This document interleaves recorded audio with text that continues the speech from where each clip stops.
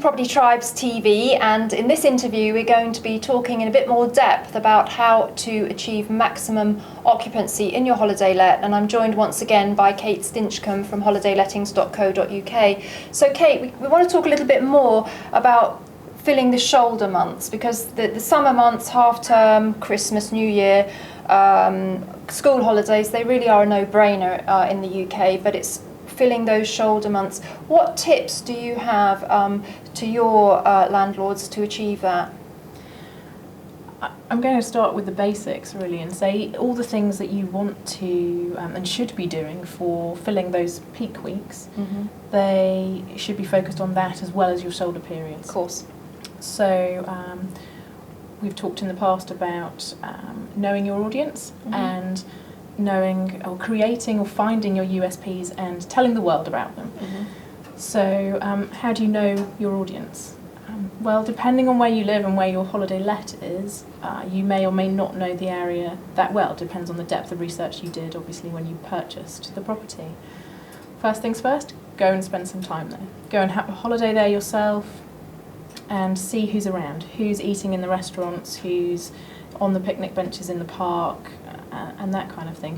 Who are the attractions full? Are there families there, children, elderly people, or just couples, people with pets? And suddenly you'll build up a profile of who the visitor is to your local area, and then you'll be able from there to understand who it is you're talking to. And who you want to reach out to. Yes. And how to find them. Yes, very much so. But also how to equip your home for them, mm-hmm. which will enable you to create your USPs. So if you find that every other person you pass on the promenade has a dog, you're suddenly really talking to a pet-friendly audience.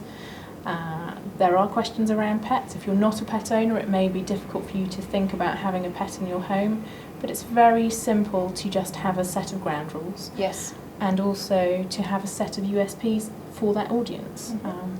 For example, provide the food and water bowls for mm-hmm. the pet. Yes. But state clearly how many pets you're going to allow. Mm-hmm. Have a cleaning cost yes. or rental cost for that pet. You know, it's typically between £10 and £20 a week in my experience.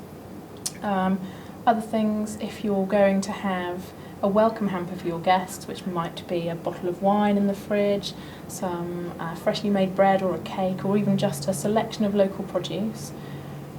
Chuck in a treat for the dog too. You know, that will go down really, really well.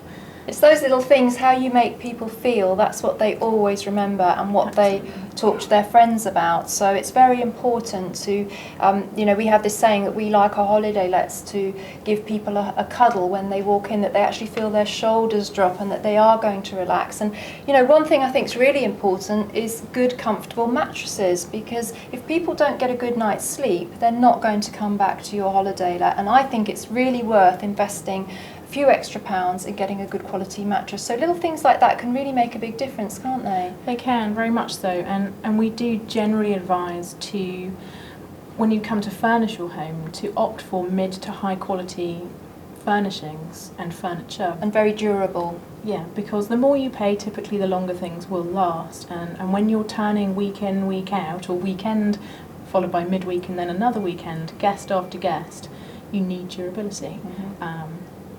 Comfort and quality comes with that too. And I think to say also that high quality bed linen and towels would go with that, because they go through the wash so many times.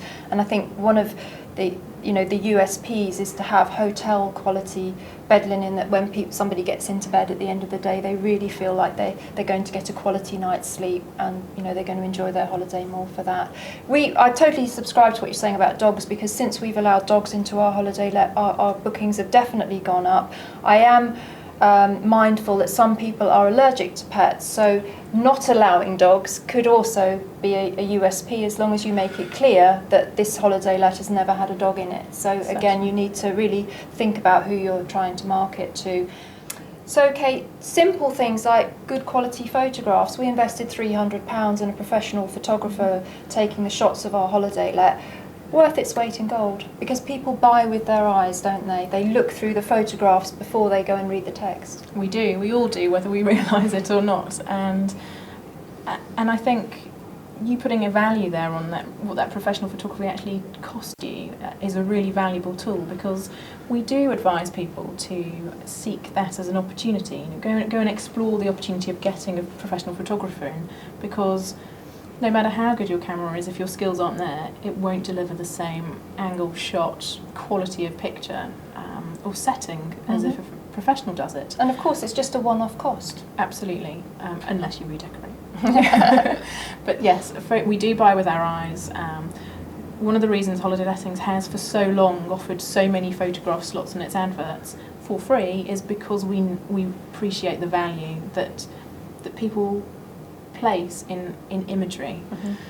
We survey our holidaymakers, the people who use our site to find accommodation, on an annual basis.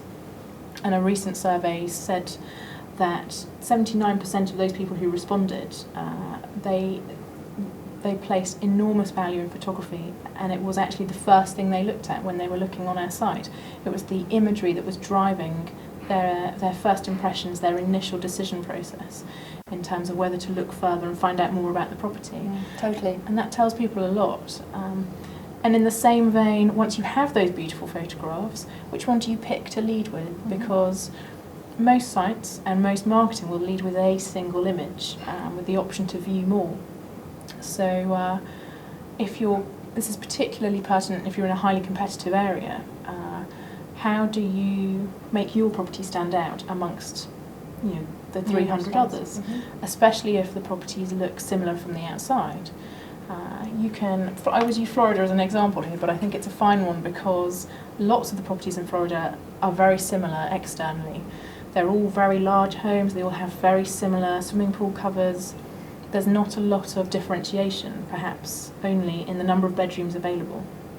And we see all sorts. We see photographs of Disney characters, we see photographs from the various Disney parks and attractions, and we also see people focusing on the fact that they're attracting families. So they've used a photograph of a bedroom where they've put sort of cartoon bed linen on the beds for the children as their prime photograph, because they know that their target audience is families. Well, that actually leads me very nicely on to my next question, because I'm a great believer in, if you make the kids happy, the parents are going to be happy by default. So some of the things that we do, I love that bed linen idea actually, some of the things that we do is we put games and computer games in the house for the children, because maybe in the UK it might be raining, you've got to have things to do on a rainy day. We put in our welcome book, all local attractions for families and particularly children, that kind of thing. And if the kids are happy, then I think the parents are going to have a good holiday as well. Very much so. Everybody's looking for a relaxing holiday one way or another, and I don't have children personally, but I would imagine that if the kids are quiet, then it's going to be a quieter time for mum and dad too. And all those things you've just mentioned are very much excellent ideas to have in your home, whether it's books, audio books, DVDs, and like you say, computer games, if you can stretch to that into your budget. Just to finish then, Kate, I think another point that I'd just like to get across is that once you've got this fantastic high-class holiday let, you must maintain that standard. And I regularly go down to our house and check everything and make a list of small things that need doing, because I don't think people that are paying top dollar want to go and find that the kettle's broken, or there's not enough cutlery, or there's broken things around the house. And I think do you agree that it's really important to maintain standards? Absolutely. Like you were saying previously, it's your repeat business is potentially your largest income stream if you do it really well. Cheapest form of marketing as well, isn't it? Absolutely. And it would be a huge shame if a repeat guest came back to find things weren't quite as they were first time round. So that's a very, very good point. If you live near your home, then you can certainly do that firsthand. If you don't, it's a very smart thing to ask your cleaning company, changeover company, whoever it is that manages your property on the costas, to ask them, if not to do a full inventory after every visit, to do perhaps a monthly inventory and certainly a full inventory at the end of the main season. So that you can restock if there have been breakages or losses, but also to enable you to see if there are, especially if you've maybe got kids in the property, if there's a wall that needs repainting, you know, because sticky fingers or just scrapes and nudges from people coming in and out with suitcases all the time. That's an unusual wear and tear for a property day to day. As a residential property owner, you don't have that coming in and out of your front door all the time. That's true. And that's the other thing to think about, is the traffic in and out of the property will be slightly different to a domestic home. No, totally, and you have to budget for that.